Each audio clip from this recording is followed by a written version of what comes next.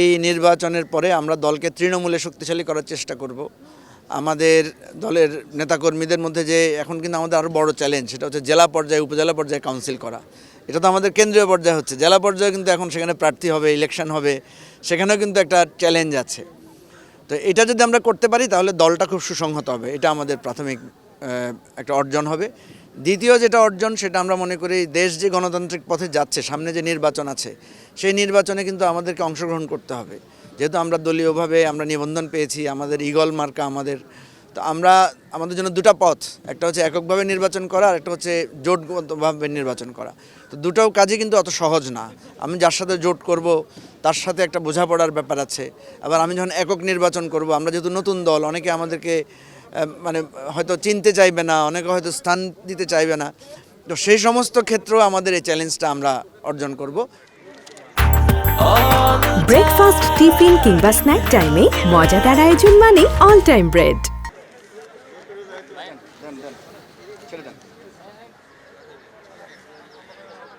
আমি চেয়ারম্যান নির্বাচিত হই অথবা না হই, এবি পার্টিতে আছি।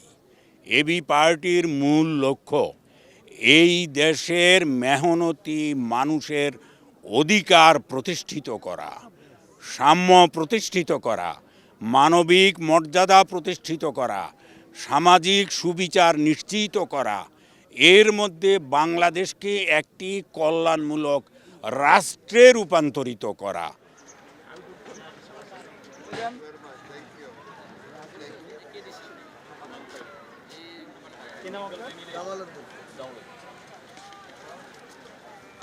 ফ্যাসিস্ট গভর্নমেন্টকে হারানোর প্রেক্ষাপটে আমাদের হাজার হাজার ছাত্র জনতা যারা শাহাদাত বরণ করলেন, তাদের রক্তের উপর দিয়ে আজকে আমরা এই আয়োজনটা করেছি।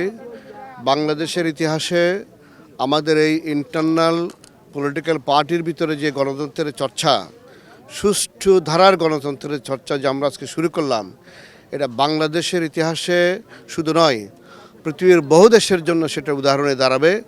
সেই প্রেক্ষাপটে এইটার অংশীদার হওয়ার জন্য এবং আপনাদের মাধ্যমে দেশবাসীকে ধন্যবাদ জানাই, যাদের একটা অংশ আজকে এই ভোটে আমাদেরকে ভোট দেওয়ার জন্য এখানে আসছেন, সারা দেশ থেকে শীতের মধ্যে আসছেন।